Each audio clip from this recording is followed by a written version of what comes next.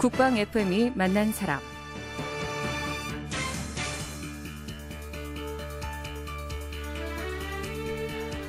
여러분 안녕하십니까? 국방 FM이 만난 사람 진행의 박은지입니다. 국민 건강이야말로 건강한 국가를 위한 기본이라고 할 수 있겠죠. 요즘 중동 호흡기 증후군 메르스 때문에 국민들이 많이 걱정하고 있습니다. 정부와 의료계가 메르스 확산 방지를 위해서 다각적인 대책을 마련해 시행하고 있는데요. 대한약사회도 메르스 확산 방지를 위해서 약사회 차원에서 총력을 기울이고 있다고 합니다. 대한약사회는 그동안 국민이 어려움을 겪을 때마다 따뜻한 봉사로 감동을 전해오고 있는데요. 언제나 국민의 편에서 또 국민 건강을 위해 최선을 다해왔습니다. 화제의 인물을 만나는 국방 FM이 만난 사람, 오늘은 대한약사회 조찬휘 회장님을 모시고 메르스 확산 방지를 위한 약사회의 노력에 대해서 좀 들어보겠습니다. 또 2017년에는요, 세계에서 가장 큰 규모의 약사총회가 서울에서 열릴 예정이라고 하는데요. 세계 약사연맹 총회입니다. 서울 총회 준비는 순조롭게 이루어지고 있는지, 그리고 총회에 북한 약사를 초청할 계획이라고 들었는데요. 그 계획에 대해서도 한번 말씀 나눠보도록 하겠습니다. 지금 스튜디오에 대한약사회 조찬휘 회장님 나오셨습니다. 인사 나누겠습니다. 안녕하세요. 안녕하세요. 네, 반갑습니다. 먼저 국방 FM을 청취하고 계시는 저희 청취자분들 그리고 또 장병분들에게 인사 한 말씀 부탁드리겠습니다. 네, 지금 이 순간에도 국가 안보를 위해 구슬땀을 흘리는 국군 장병 여러분과 애청자 여러분 안녕하십니까? 육군 병장 출신 대한약사회 회장 조찬입니다. 네, 반갑습니다.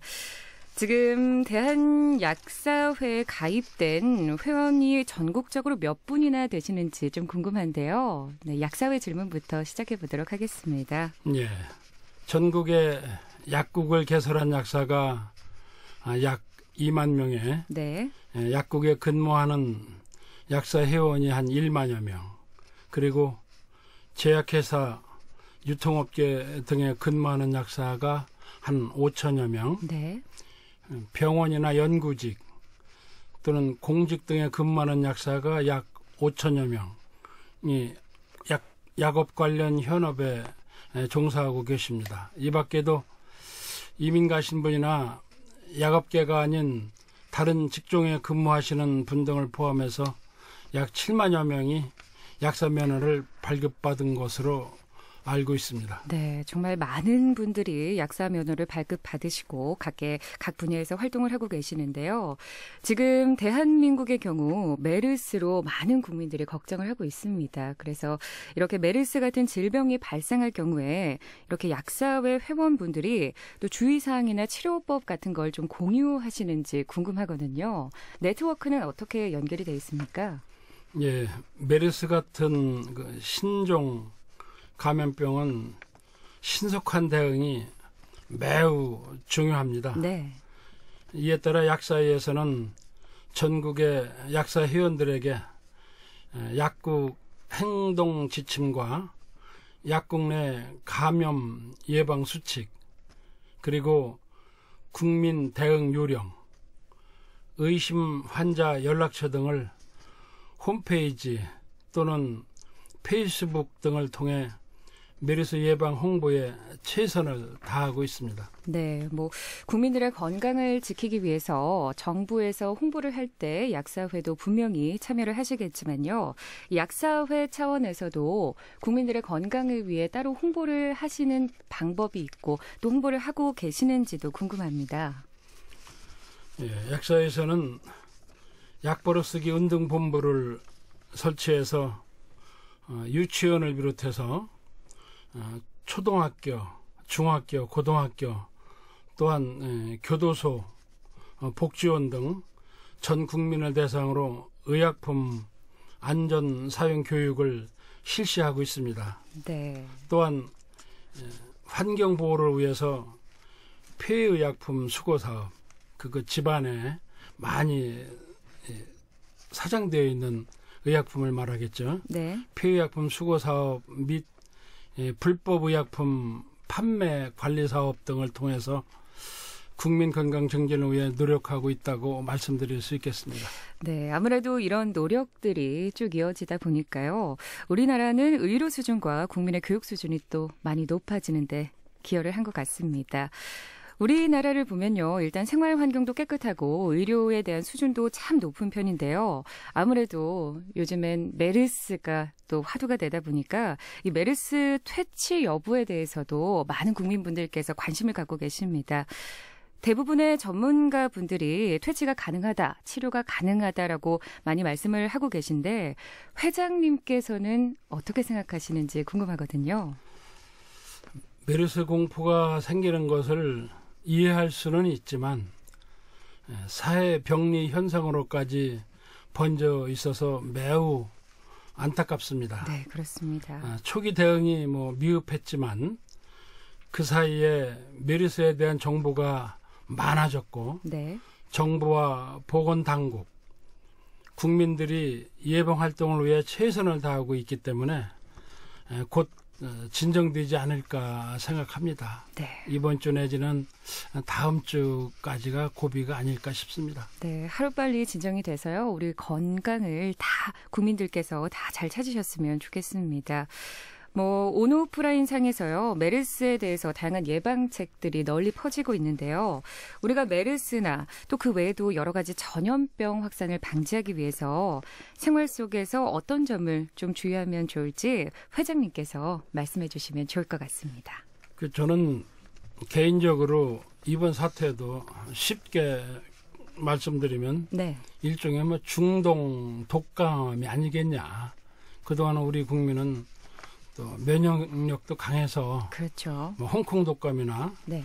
일본 뇌염도 잘 버티면서 살아온 국민입니다. 그만큼 또 의료 수준이 뒷받침이 됐기 때문에 예. 가능합니다. 그래서 우리가 네. 면역력 강화가 되면 너무 과로하지 아니하고 음식을 충분하게 섭취하고 네.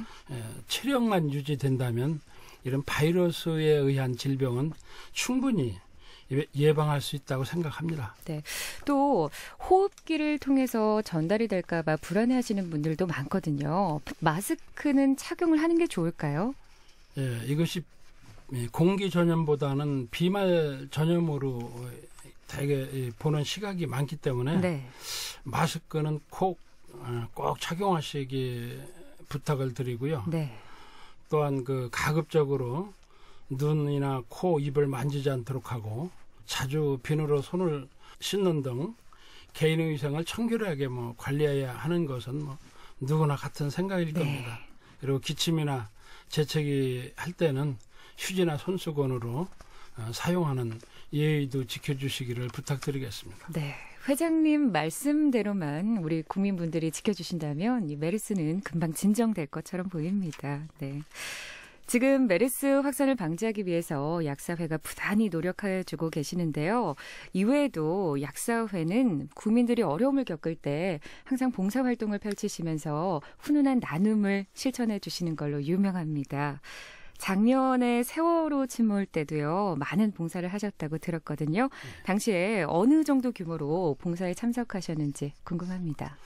저희들이 작년 4월 17일부터 8월 31일까지 총 137일이니까 네. 한 4개월 반 전국 방방곡곡에서 약사 자원봉사로 한 1,300여 명이 참가해서 네, 정말 많은 분들이 참여해 주셨네요. 네, 유가족들과 아픔을 함께하고 의료를 나눌 수 있는 아주 귀한 시간을 가졌습니다. 네, 봉사활동 내용을 좀 들어보고 싶은데요. 어떤 식으로 우리 국민분들께 힘이 돼주셨는지 설명 좀 해주시겠어요? 예, 사고 발생 다음 날 30여 명의 대한약사의 여약사위원들과 현장을 찾았는데 말 그대로 눈뜨고는 볼 수 없는 처참한 상황을 목격했습니다. 네. 하염없이 눈물을 흘리면서 자식 이름을 부르는 분이나 갑작스러운 충격으로 정신없이 자식을 찾겠다고 헤매시는 분, 이러다가 혼절하신 분 울다 눈물마저 말라서 안질환 걸린 분, 네. 잠을 못 주무시는 분, 하루 종일 식사도 안 하고 여기저기 자식 찾겠다고 다니시는 분들 뿐만 아니라 수색기간이 길어지면서 육체적으로 어려움이 생기는 분들이 많아지면서 의약품에 대한 수요가 너무 많아졌습니다. 네. 정신적으로나 육체적으로 약해진 분들에게 적절한 의약품을 공급하는 일이 가장 중요한 일이었습니다. 네. 이렇게 정말 물심양면으로 도와주셨는데요. 아무래도 이렇게 많은 인원이 봉사에 투입이 되다 보면 이 약사회 회원들이 약국을 운영하는데 조금 애로사항이 있었을 것 같거든요. 어떠셨나요? 예, 그 세월호 사고로 인해서 가족을 잃고 비통해하는 유가족들이 있었는데 봉사약국 운영이 어렵다는 생각을 어떻게 할 수 있겠습니까? 다만 24시간 운영하는 것이 시간이 갈수록 어려웠다면 어려웠습니다. 많은 어려움 속에서도 어떤 불평도 없이 봉사약국에 참여해 주신 자원봉사 약사 회원분들께 다시 한번 감사드립니다. 네. 봉사의 경우에는요, 우리 회원분들이 자발적으로 좀 참여를 하셨는지, 그리고 또 약사회 차원에서 어떤 식으로 봉사를 실시했는지 좀 궁금합니다.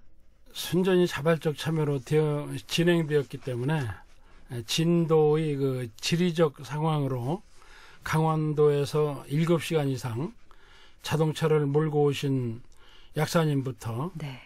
군에서 제대한 자녀를 데리고 자원봉사에 참여한 약사님, 또 부인의 자원봉사를 돕기 위해 운전자원봉사로 참여한 부부, 봉사약국을 개소하자마자 일주일간의 휴가를 받아 봉사약국 운영을 본 궤도에 올려놓는데 진력하신 강원도 병원에 근무하시는 어느 약사님, 또는 틈만 나면 찾아와 자원봉사를 해주신 69세의 부산의 어느 노 약사님, 네. 참 많은 분들께서 진심으로 같이 해주셨습니다.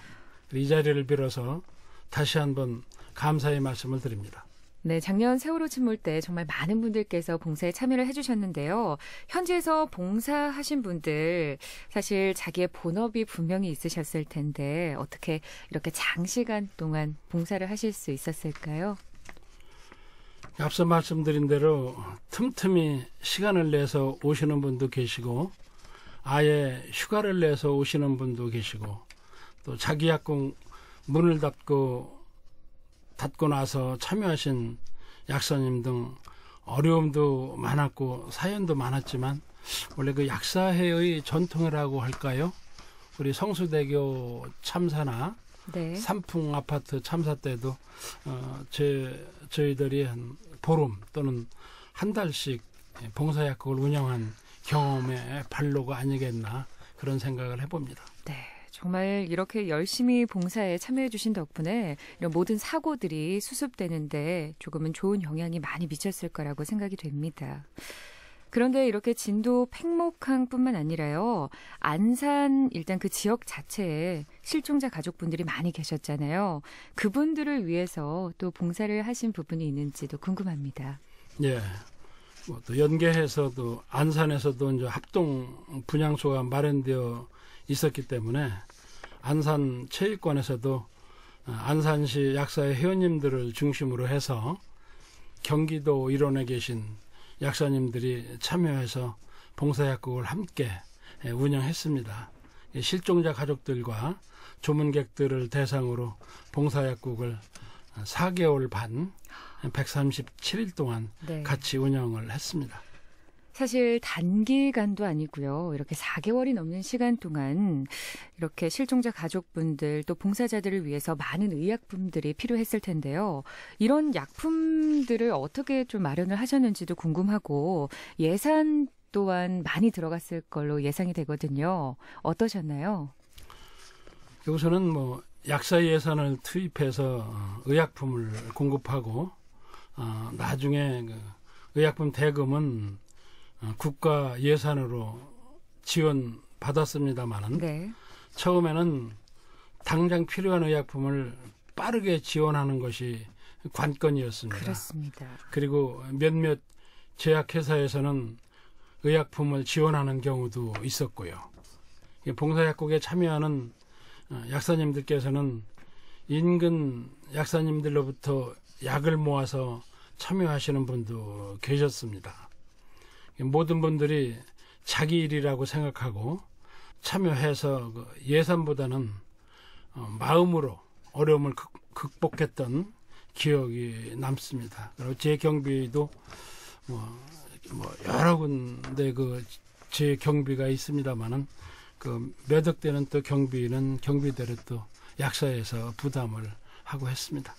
정말 약사회가 큰 힘이 됐던 것 같습니다. 이렇게 숨은 곳에서 또 이렇게 드러나지 않게 실종자 가족분들 또 유가족들을 위해서 많은 봉사를 해주셨고요. 그걸 지금 이야기를 통해서 충분히 느끼고 있습니다. 저희보다도 실종자 가족분들 또 유가족들에게 정말 큰 힘이 되고 의지가 됐을 것 같은데 아무래도 긴 시간 동안 봉사를 하다 보면 분명히 힘든 점이 있었을 것 같거든요. 좀 어려웠던 점이 있다면 어떤 것들이 있었을까요? 예, 봉사에 참여하신 약사님들이 실종된 또래 아이들을 둔 부모 연령대가 많다 보니까 네. 실종자 가족들이 아픈 마음을 옆에서 보고 있다는 것이 정말 힘들다는 말을 자주 들었습니다. 특히 안산 봉사약국에서는 자원봉사에 참여하신 약사님의 경우는 자제분의 친구가 실종된 사례도 있고 해서 단순하게 봉사의 문제가 아니고 네. 내 문제로 느끼게 되기도 했답니다. 그래서 더욱 힘들게 느껴졌는지도 모르겠습니다. 더구나 시신을 찾게 되면 유가족을 확인하는 과정이 있었는데 옆방에 대기하면서 유가족과 같이 울고 또 위로하면서 등을 두드려주는 그런 상황이 가장 어려웠던 것으로 기억됩니다. 네, 지금 이렇게 말씀해 주시면서요. 회장님께서도 많이 안타까워하시는 모습을 보니까 얼마나 마음을 다해서 진심으로 봉사하셨는지 느껴집니다. 네. 저희 국방 FM에서도요. 당시에 현장 약사님들을 좀 연결해서 소식을 들었었거든요. 많이 힘든 점도 있지만 그만큼 또 보람도 컸다고 이야기를 많이 해주셨습니다. 그러면 보람 있었던 순간도 있었을 텐데요. 어떤 점이 좀 기억나실까요?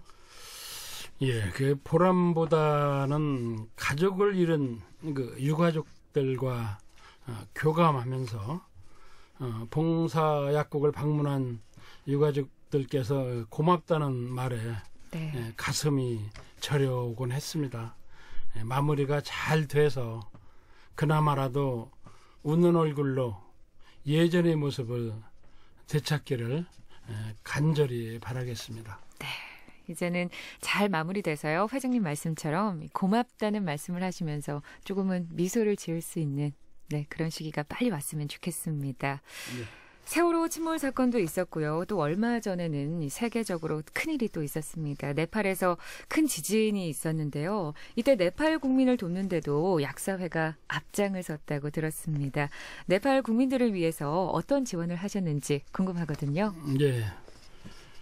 네팔 긴급 구호에 조금이라도 도움이 될 수 있도록 회원들이 십시일반으로 모은 8,100여만 원 성금을 네팔 약사회에 지원을 해서 보내드린 바가 있습니다. 네. 지금 저도 인터뷰를 진행하면서 놀라고 있는데요. 사실 이렇게 국가적으로 큰 일이 있을 때 봉사를 하는 일도 정말 대단한 일인데 이런 일이 아니더라도 늘상 이렇게 평소에도 소외된 이웃들을 위해서 봉사를 많이 하신다고 들었습니다. 약사회가 펼치고 있는 이런 따뜻한 봉사활동들 좀 소개해 주시면 좋을 것 같습니다. 예. 앞서 설명드린 봉사활동 이외에도 지방자치단체와 협력해서 독거노인 등의 가정에 약사 회원들이 직접 방문해 드시고 있는 약의 복용법 또는 보관법 등 복약 지도를 하고 있습니다. 또 실명 환자 치료 지원이나 심장병 환자 수술 지원, 네. 그리고 의약품 지원 등 다양한 활동을 전개하고 있습니다. 이 밖에도 약버릇쓰기 운동 본부를 설치해서 전 국민을 대상으로 하는 의약품 안전사용 교육을 실시하고 있습니다. 그리고 세월호 사고를 계기로 대한약사의 자원봉사단을 출범시켰습니다. 네, 축하드립니다. 사실 지역마다 또 그 상황에 맞게 다양한 봉사를 한다는 게 쉽지만은 않은 일이고요. 또 이 봉사라는 자체가 마음이 따라주지 않으면 하기가 참 어려운 활동입니다.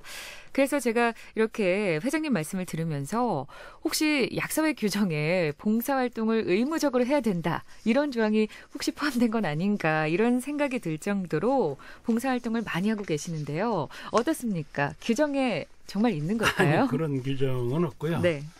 원래 그 전통적으로 우리 약사회가 전국 조직이 분해가 한 2배, 한 25개 분해가 있는데 네.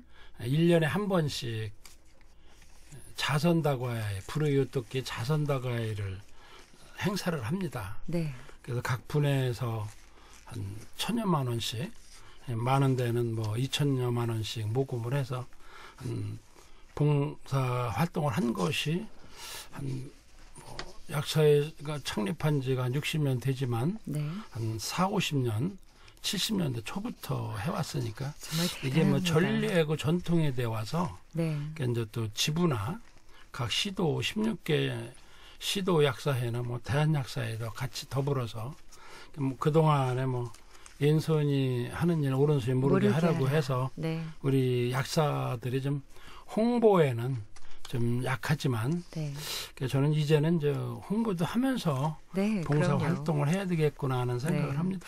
왼손이 하는 일을 이제는 오른손도 알아야 됩니다. 예. 그래야 오른손도 좋은 일을 하죠. 예. 네, 이렇게 좋은 일을 많이 해서 더 따뜻하고 훈훈한 세상을 만드는데 약사회가 많이 앞장을 서고 있는 것 같습니다. 이렇게 회원분들이 헌신적으로 봉사를 많이 하고 계시는데요.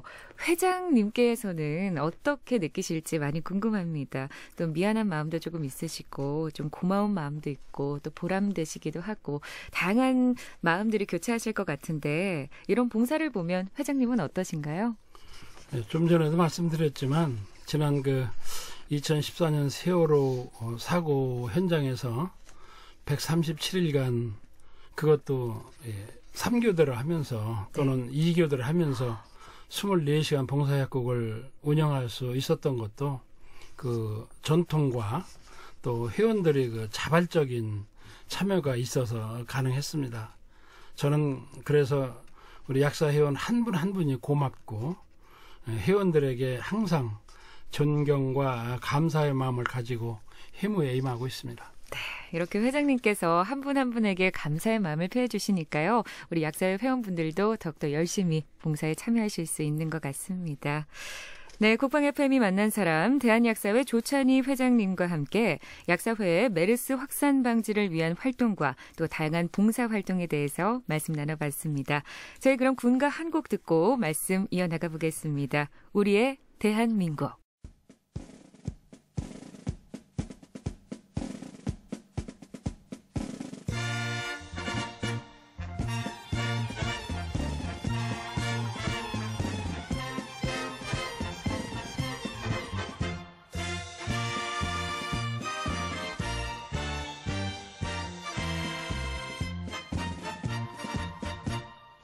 하늘엔 꽃풍선 날고 비둘기 모여든다. 자유와 평화를 지켜온 우리의 대한민국. 눈부신 횃불이 타고 깃발이 나부틴다. 슬기와 용맹을 길러온 불굴의 용사들아. 너와는 나라의 민족, 남대의 가슴거리나. 오늘의 저국을 짊어진 근기에 살아간다.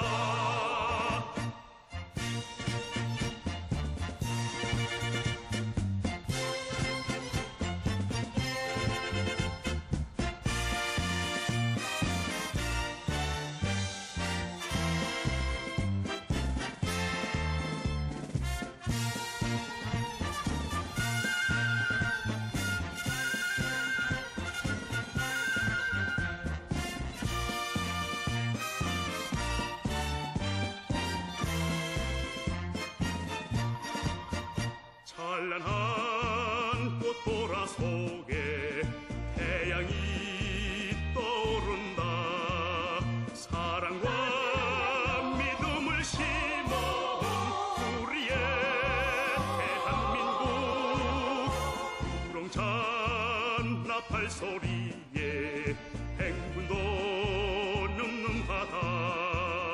승리와 영광을 다짐한 정의의 용사들아.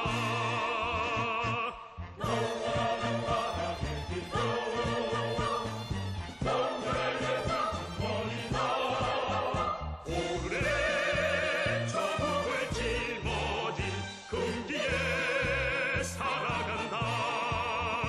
오늘의 저국을 짊어진 금기에 살아간다.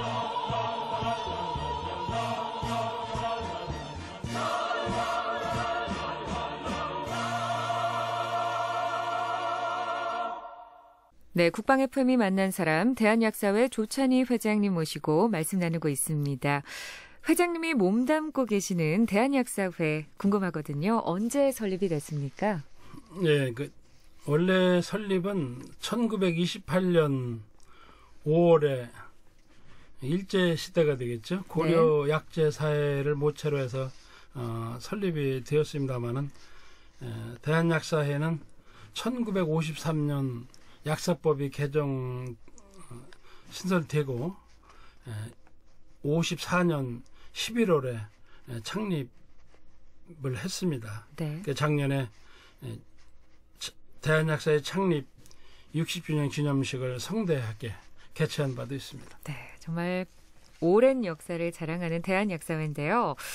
잠시 대한약사회의 헌신적인 봉사활동에 대해서 저희가 이야기를 나눴는데 이 외에도 약사회가 어떤 사업을 펼치고 있는지 알려주시면 좋을 것 같습니다.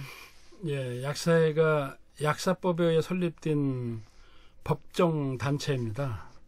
따라서 보수교육과 같이 국가로부터 받은 위임 업무를 수행하고 있으면서 약사 회원을 대표하여 직능에 대한 권익을 모색하고 전문 직능인으로서 우리 사회에 기여할 수 있도록 여러 사업을 펼치고 있습니다. 최근 들어서는 국민 속에 약사라는 기치를 걸고 의약품 안전사용 교육 강사를 양성해서 유치원생부터 노인분들에 이르기까지 의약품을 안전하게 사용할 수 있는 환경을 위해 의약품 안전교육 등의 사회참여 활동에 많은 비중을 두고 있습니다. 네. 더불어 고령화 사회에 대비해서 약사가 국민 건강의 더욱 가까운 이웃으로 자리할 수 있도록 노력하고 있습니다. 네, 정말 다채롭게 사업을 진행해주고 계시는데요. 이렇게 사업도 하고 또 봉사활동도 하고 다양한 활동을 하려면 좀 체계적으로 조직이 잘 갖춰져 있어야 될 것 같다는 생각이 듭니다. 조직은 어떻게 좀 구성이 돼 있나요? 예, 그리고 우리 약사회는 대한약사회는 조직이 잘 갖춰진 단체로 관이나 국회에서 정평이 나 있는데요. 네. 16개 시도 약사회가 있고 대한약사회 산하에 시도 약사회 산하에는 225개 그 분해 약사회로 그러니까 구약사회라든지 군 약사회로 구성되어서 지역 사회와의 밀접한 교류를 통해서 지역사회 발전을 위해 노력하고 있다고 말씀드릴 수 있겠습니다. 네, 앞으로도 약사회 활동이 우리 국민들에게 더 친숙하게 잘 와닿았으면 하는 바람입니다. 예. 2017년에요. 세계 약사연맹 총회가 서울에서 열린다고 들었습니다. 어떤 회의인지 궁금하거든요. 예, 우선 세계 약사연맹에 대해서 소개를 먼저 드린다면 세계 약사연맹은 1948년부터 세계보건기구와 연계를 시작한 약사를 대표하는 비정부 기구 단체입니다. 네. 우리나라로 치면 NGO 단체가 되겠죠. 세계 약사연맹 총회는 약사 및 약학 관계자들이 1년마다 한 자리에 모여서 약계 현안에 대해 논의하고 학술 자료 발표 및 공유하고 정보를 또 토론 등을 진행하는 자리입니다. 네. 세계 약사연맹 총회가 서울에서 열리게 되면 의미가 클 것 같은데요. 이 서울에서 열린다는 그 의미, 어떤 의미가 있을까요? 예, 세계 약사 연맹 총회는 매년 전 세계 130여 개 약사 관련 단체에서 참가하고 있으면서 네. 우연의 회의와 학술 행사 또는 사교 행사 등 다양한 프로그램으로 구성되어서 전 세계의 많은 약사님들이 함께하는 교류의 장이 되고 있습니다. 지난 2012년 FIP 설립, 즉 세계약사연맹을 영어로는 약자로 FIP라고 합니다. 네. FIP 설립 100주년을 맞이해서 네덜란드 암스테르담에서 총회가 개최되었고, 이때 보건관계장관 회의가 함께 개최되었습니다. 이후에 이제 5년마다 개최하기로 합의함에 따라서 2017년 FIP 서울총회에서 제2차 세계 보건관계장관 회의를 개최하게 됩니다. 네. 이번 세계 보건관계장관 회의에서는 의약품의 책임 있는 사용이라는 주제로 의약품의 적절한 선택과 사용을 통해 보건 환경의 개선 방안을 마련하기 위한 논의들이 전개될 예정으로 있습니다. 네, 이렇게 의미 있는 회의가 대한민국 서울에서 열린다는 거, 이 위상과 대한민국의 약학 수준을 높이는 데도 많이 기여를 할 것 같은데요. 회장님께서는 어떻게 보시나요? 예, 방금 말씀드린 바와 같이 제2차 세계보건관계장관 회의가 동시에 개최되기 때문에 전 세계 보건관계장관 및 관계자분들이 우리나라를 찾게 될 것이며, 2017 FIP 서울총회는 우리나라의 의학분업 실태와 약국 및 약학연구 성과 등을 전 세계에 보여줄 수 있는 좋은 계기가 될 것이라고 생각합니다. 특히 한국은 아시아에서 의약분업 틀을 제대로 잡은 유일한 나라여서 일본과 대만이 우리의 제도를 배우려고 하는 만큼 우리의 위상이 높아진 것이라고 할 수 있겠습니다. 네. 눈부시게 발전한 한국 약국의 모습을 세계인들에게 보여줄 수 있는 좋은 기회가 될 것입니다. 네, 말씀만 들어도요, 정말 우리나라를 세계에 알리는데 좋은 영향을 미칠 것 같습니다. 어떻게 보면 세계 약사연맹 총회를 전 세계 약사분들이 참여하는 올림픽이다, 이렇게 볼 수도 있을 것 같은데요. 세계 약사연맹에 가입된 회원분들은 그럼 몇 분이나 되는지 궁금하거든요.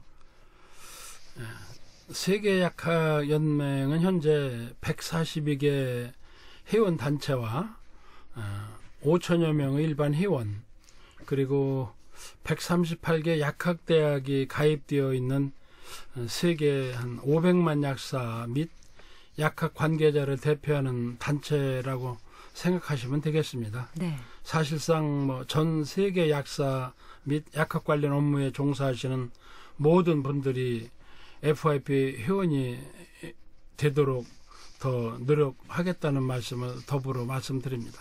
정말 규모가 큰 단체라고 해도 과언이 아닐 텐데요. 서울에서 이렇게 큰 대회가 열리게 됐습니다, 회장님. 어떻게 서울에서 열리게 됐는지, 이 개최지를 선정하는 데도 많은 경쟁이 있었을 것 같거든요. 그 과정을 좀 간략하게 설명해 주시면 좋을 것 같습니다. 예.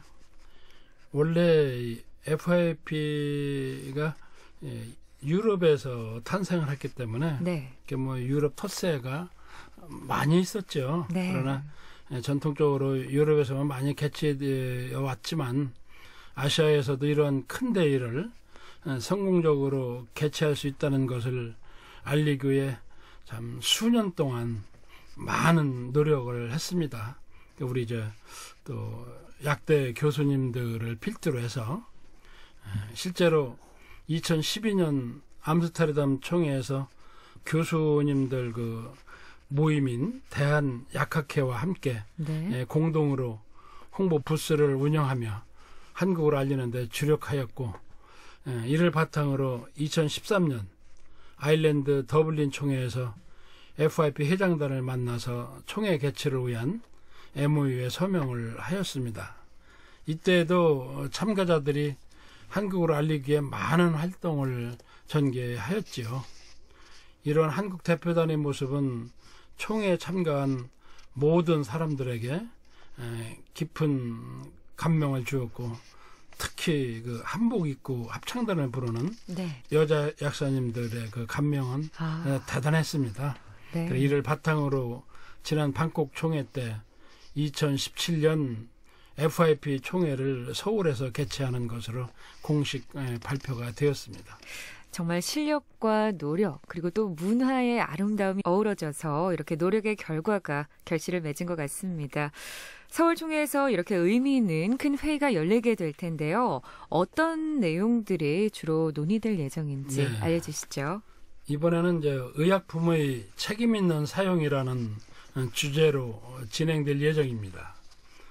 의약품의 책임 있는 사용의 뜻은 의약품의 전문가로서 의약품에 대한 효능과 부작용 등 정확한 정보를 환자에게 제공해서 환자로 하여금 의약품이 정확하게 쓰여질 수 있도록 하자는 의미가 담겨 있습니다. 네, 앞서 잠시 언급을 했었는데요. 전 세계의 약사들이 참여를 하는 회의다 하면 북한의 약사들도 참여를 하는지 궁금해지거든요.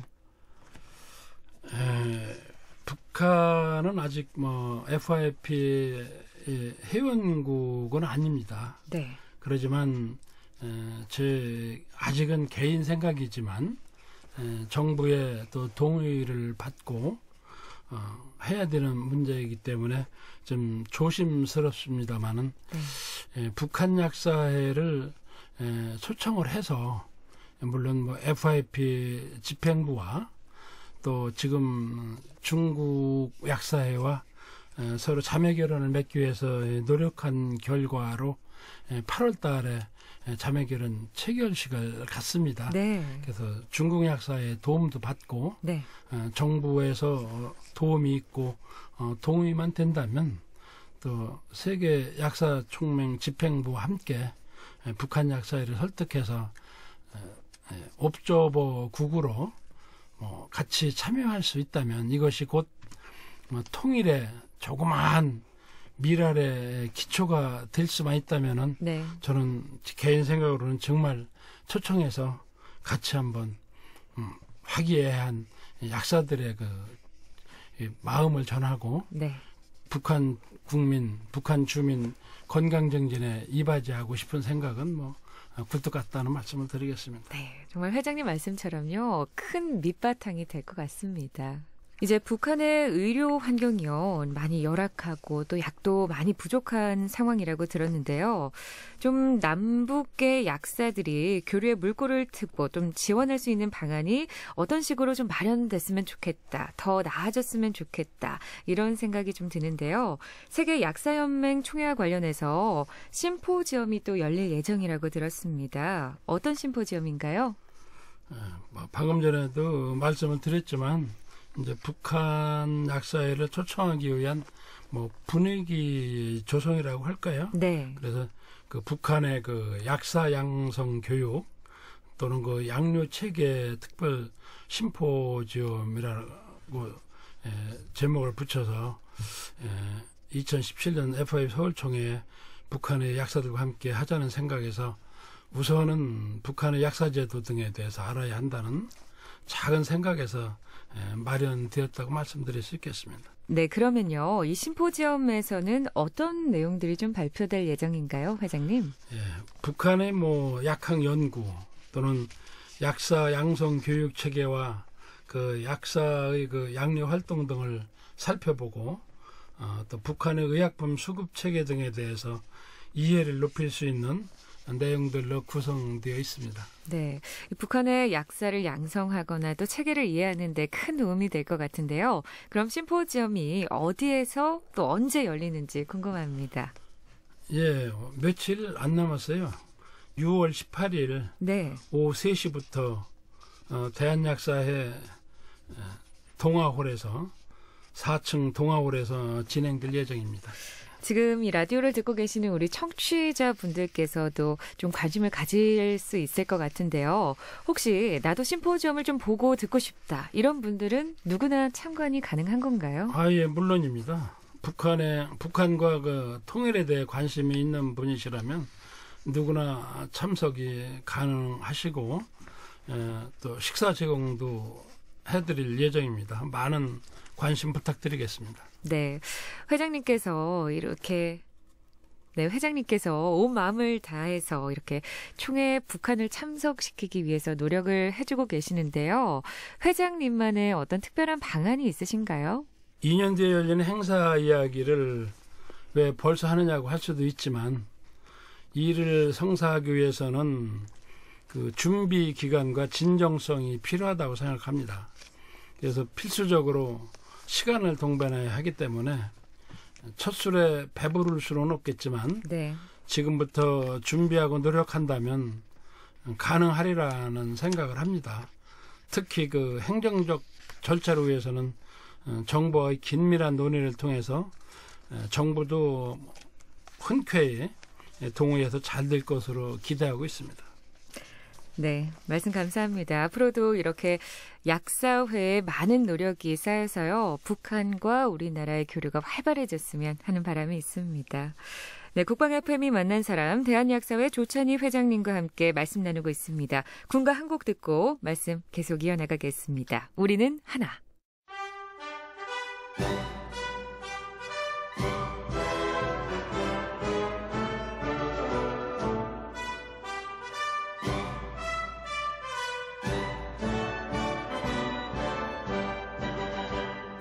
강철 같은 내 마음 불타는 정열로 젊음을 바친다. 우리는 하나. 전운의 불꽃 속에 충격 넘치고 거침하던 우리를 강하게 한다.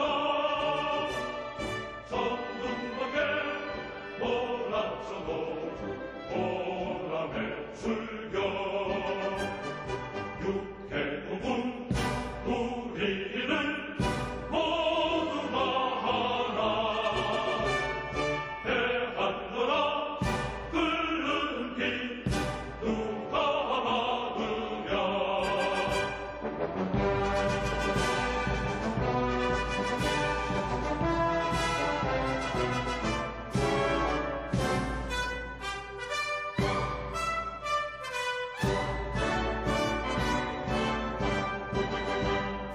바위 같은 내 가슴 강인한 의지로 조국을 지킨다. 우리는 하나. 우렁찬 전차 소리 지축 흔들며 안포 소리 용사에게 부지를 주고 보람의 젊은이 용서숨친다. 육해공군 우리는 모두가 하나. 대한나라 끓는 피 누가 막으랴.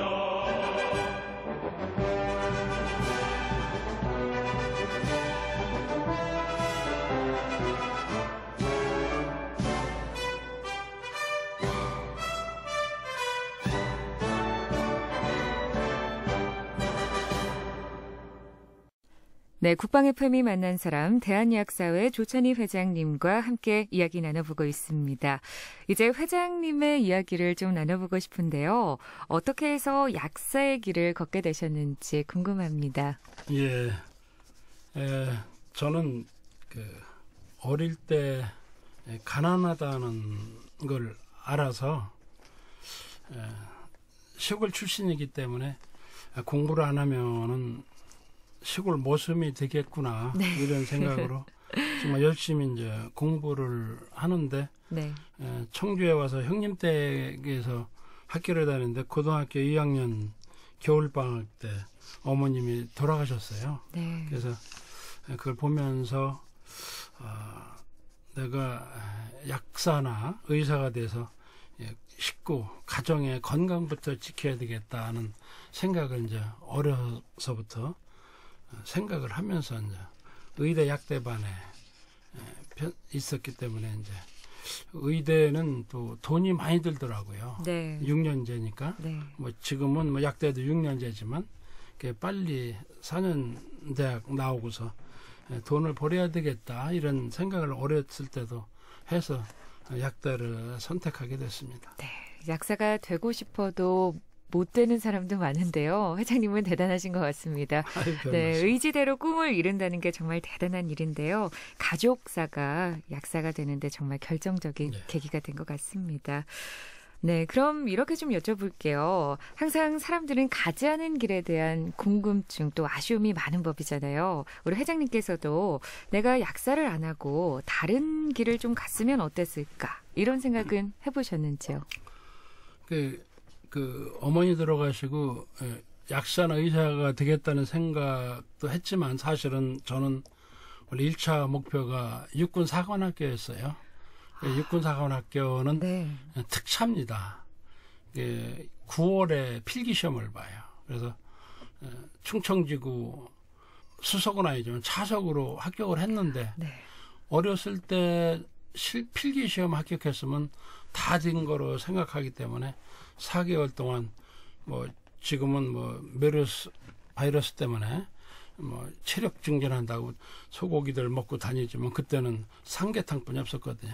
삼계탕을 먹으면서 육사를 봤는데 그 당시에는 그 연좌제라고 해서 네. 아주 그 심하게 봤어요. 지금은 해제됐다고 그러지만 그 가서 육군사관학교 가서 뭐 7교실을 들어가는 신체 검사까지 다 했는데 연좌제에서 떨어져서 또 재수해서 한번 육군사관학교를 2번을 봐서 2번 볼 때까지 몰랐었어요. 연좌제 때문에 떨어지는 걸. 네. 그래서 친구들은 육사를 가고 아. 저는 다시 약대를 일반 대학교를 봐서 약대를 간 것입니다. 그래서 지금은 그래요. 친구들이 네. 고등학교 친구들은 너 육사 안 가고 약대 간 게 훨씬 낫다 야. 그런 말도 듣습니다. 네. 위로의 말이겠죠. 네, 정말 아쉬움이 많이 남으실 예. 것 같아요. 그래서 지금 이렇게 국방 FM에 함께 하시는 것도 예. 참 기쁜 인연인 것 그래서 같은데요. 저는 뭐 선뜻 응했습니다. 사실은. 네, 감사드립니다. 그래도 가지 않은 길에 대한 후회가 있기 때문에 예. 지금 내가 걷고 아쉬움은 있는 가지고 있어요. 네, 예. 길을 더 최선을 다하신 것 같아요. 그 후회를 조금이나마 지우기 위해서요. 항상 또 열심히 약사의 길을 선택하셨고 또 그 길을 누구보다도 훌륭하게 걸어오셨는데요. 회장님의 삶을 이끌어온 좌우명이 있다면 어떤 걸까요? 어렸을 때는 항상 그 진인사 대천명 모든 네. 일에 최선을 다하면은 좋은 결과를 얻을 수 있다는 그 일념으로 청춘을 보냈는데 이제 이렇게 해물을 보다 보니까 이제는 그 겸손 또 과유불급 그 2가지 단어가 요즘은 항상 그 머릿속에 되뇌이고 다니고 있습니다. 겸손해서 손해볼 거 없고 네. 또 좀 너무 지나친 것보다는 약간 좀 모자르는 듯 해야 또 도와주는 사람도 생기고 또 도와줄 마음도 있지 않을까 이제 그런 생각으로 항상 겸손, 과유불급, 겸손, 과유불급 이렇게 속으로 외치고 다닙니다. 네, 지금 라디오 청취하고 있는 우리 청년분들이 아마 회장님의 좌우명을 마음속에 잘 새겼을 것 같습니다. 네, 지금까지 약사의 길을 열심히 또 걸어오시고 또 약사회까지 또 물심양면으로 이끌어오고 계시는데요. 약사로 생활하시면서 가장 기억에 남는 일을 꼽으라면 어떤 일이 있을까요? 그래서 저는 뭐 구 약사회장 또 서울시 약사회장도 했지만은 대한약사회장을 하면서 그 작년 초에 이 정부에서 그 법인약국에 대한 그 계획이 있는 발표를 했다는 말을 듣고 회원들에게 많은 질타와 꾸중도 많이 들으면서 빨리 투쟁해서 물리쳐야 된다라는 질책도 많이 받았지만 제 뚝심으로 투쟁과 걸기대의는 최후의 방법인데 네. 지금은 아니다. 서로 맞섰지만 많은 굴욕도 당하고 욕도 먹었지만 제 생각이 옳았다는 생각을 합니다. 그래서 그 논리, 과거에는 뭐 걸기대회만 해도 정부에서 요구를 들어줬지만 지금은 논리가 우위라고 저는 생각을 하기 때문에 논리가 우위를 점할 때 투쟁도 그 파워가 시너지 효과를 느낀다고 생각을 합니다. 그래서 법인약국이라는 거는 법인약국이 들어오면은 동네 약국 한 20-30% 전국의 약국 2만 개 중에서 20-30%가 문을 닫는 네. 그런 골목 상권이 없어지는 약국이 그렇습니다. 없어지는 결과를 초래하기 때문에 적극 방어해서 정부나 국회도 동감을 하고 아직은 좀 많이 연기돼서 그 법인약국 때문에 정부와 논리 싸움을 하는 중에 이제 세월호가 터져서 세월호 봉사약국 4개월 반 한 것이 아마 작년이 제 30년 해무 동안에 가장 힘든 1년이지 않았나 하는 생각을 합니다. 네, 또 누구보다도 열심히 대한약사회를 아끼는 마음으로 이끌어 와주고 계시는데요. 앞으로 세계 약사연맹 총회도 잘 준비를 하셔야겠고요. 또 여러 가지 하실 일이 정말 많으실 것 같은데요. 앞으로 대한약사회를 어떻게 이끌어 가실 계획이신가요? 뭐 초심을 잃지 않고 회원들의 뜻을 받들어서 국민 건강 증진을 도모하는 약사 본연의 역할에 충실한 약사회로 이끌어 가겠습니다.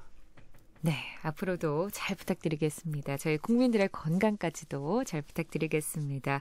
앞서 저희가 살짝 이야기를 나눴는데요. 육군사관학교에 들어가지 못하면서 아쉬움이 크셨다고 말씀을 해주셨습니다. 그래서 군 생활을 할 때 다른 사람들이랑은 조금 다른 느낌으로 임하셨을 것 같은데요. 군 생활이 좀 궁금합니다, 회장님. 예, 저는 그래서 뭐 군 생활을 마음속으로 거부한 적이 없고 네. 또 학교 다닐 때 뭐 가정교사도 하고 아르바이트도 하면서 생활했기 때문에 2년 수료하고 이제 지원 입대했습니다. 네.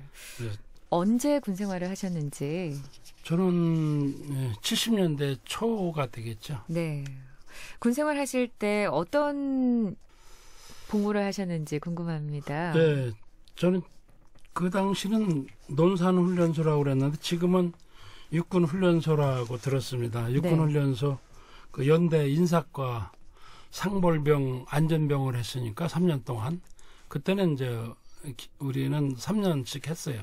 35개월 20일까지 하고 제대를 했는데 이 훈련소기 때문에 안전이 참 중요할 때 중요한 직책을 맡아서 국방 의무를 충실했다고 자신하고 있습니다. 네, 아무래도 지금보다는 군 복무 기간도 길고 해서요. 여러 가지 에피소드가 많았을 것 같은데 군 생활하시면서 혹시 기억에 남는 일이 있으시다면 어떤 게 있을까요? 저는 원래 육군사관학교를 2번이나 지원했었기 때문에 네. 군 생활이 재미있었고 솔직히 뭐 장병들이 믿을지 모르지만 제대하기가 싫었어요. 우리 장병분들께서 지금 새겨 들으셔야겠네요. 만족하고 했습니다. 그런데 제가 장병들에게 좀 부탁하고 싶은 말이 있다면 네. 원래 제가 내성적인 성격이었는데 군생활 하면서 또 직책도 뭐 상 주고 벌 주는 거 네. 또는 안전에 촉각을 세우면서 그 훈련병들은 그 방아쇠를 안 당기고 시간 장치하는 경우도 있거든요. 그것도 다 연대 다니면서 또 확인해야 되고 그랬었기 때문에 참 예향적으로 성격이 변하더라고요. 군 생활에서 그 긍정적으로 생각을 하면서 군 생활을 하면서 예향적으로 성격이 변했기 때문에 제약회사 생활할 때도 약사로서 상경계 대학 출신들을 다 물리치고 영업 왕도 하고 네. 또 약사 7만 약사의 해장도 하는 것이 군 생활에서 그 얻어진 그 외향적인 성격 덕분이 아닌가 이런 생각을 합니다. 그래서 이 방송을 듣는 장병 여러분들도 군 생활을 지루하게 생각하지 말고 저같이 긍정적으로 생각을 하면은 제대하기가 싫을 정도로 저는 지금도 40년 넘게 군 생활한 그 30년대 인사과 사무실 모습 또 식사로 가는 식당길, 식당 내부 또 내무반 내부가 아직도 머릿속에 선명하게 그려져 있습니다. 네, 좋습니다. 꼭 그런 부탁을 장병들에게 긍정적인 사고를 가지고 근무를 하면 지루하지 않다는 걸 꼭 한 말씀 드리고 싶다는 말씀을 드립니다. 네, 회장님의 말씀이 우리 장병분들에게 큰 힘이 되고 또 큰 교훈이 될 것 같습니다. 좋은 말씀 들려주셨고요. 저희 청취자분들께도 그럼 회장님 한 말씀 부탁드리겠습니다. 메르스 바이러스 사태로 인해서 지금 이 방송을 듣는 청취자분들께서 제가 한 말씀 드리고 싶은 거는 저는 우리 약사 회원들에게도 자주 강조를 했습니다. 이거는 홍콩 독감이나 뭐 중동 독감이나 바이러스가 옮기는 거기 때문에 체력만 있고 면역력만 있으면 절대로 이길 수 있는 전염병입니다. 그래서 좀 더 좀 체력을 유지하고 또 너무 과로하지 아니하고 과로했다 싶으면 충분한 휴식을 취하고 음식 섭취를 잘하면서 뭐 영양제도 복용하고 하면은 절대 우리가 생각하는 그런 불안한 전염병은 아니기 때문에 체력에 또 과로하지 말라는 말씀을 드리고 싶습니다. 네, 오늘 회장님 좋은 말씀 감사드립니다. 메르스 때문에 우리 국민들이 걱정을 많이 하고 있는데요. 메르스 확산 방지를 위해서 많은 노력을 해주시고 또 국민 건강을 위해서 어려운 이웃을 위해서 또 나눔과 봉사를 실천하는 대한약사회의 멋진 모습 기대하겠습니다. 네, 감사합니다. 네, 아울러 서울에서 개최될 예정이죠. 세계약사연맹총회도 준비를 잘 하셔서요. 성공적으로 개최하시길 기원하겠습니다. 예. 네, 국방 FM이 만난 사람, 지금까지 대한약사회 조찬휘 회장님 모시고 말씀 나눠봤습니다. 저는 지금까지 진행의 박은지였습니다. 함께해 주신 여러분 고맙습니다.